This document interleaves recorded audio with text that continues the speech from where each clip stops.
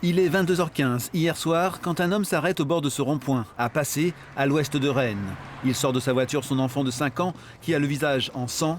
Joran, qui habite en face, descend lui porter secours. En arrivant sur les lieux, en fait, on s'est rendu compte avec toutes les autres personnes qui s'étaient arrêtées, qui ne s'étaient pas fait percuter, mais qu'il avait apparemment pris une balle au niveau de la tempe à gauche.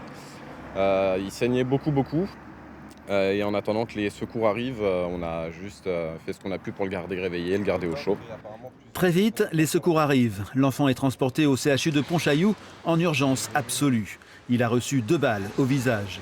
Ce soir, son pronostic vital est toujours engagé. Alors, que s'est-il passé avant 22h15 ? Tout part du quartier de Maurepas, à Rennes, où la violence est montée d'un cran depuis plusieurs mois en lien avec le trafic de drogue. Le matin, une fusillade a eu lieu en pleine rue. Le père de l'enfant, un homme de 29 ans, habite là. Il veut mettre son fils à l'abri chez sa mère à Vezin-le-Coquet, près de Passé. Il quitte précipitamment le quartier.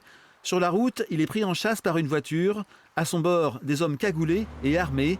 Ils vont tirer sur son véhicule avant de prendre la fuite. Donc on voit bien déjà qu'il y a quelques années, le trafic de stupéfiants et que la guerre des gangs, elle fait rage.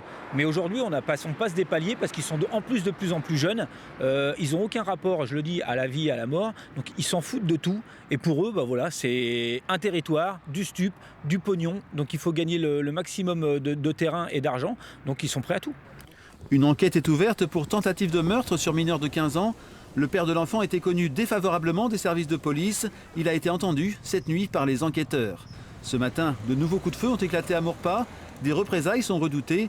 Ce soir, le ministre de l'Intérieur, Bruno Retailleau, a indiqué que la compagnie de CRS 82, dédiée aux violences urbaines, doit être déployée dans le quartier.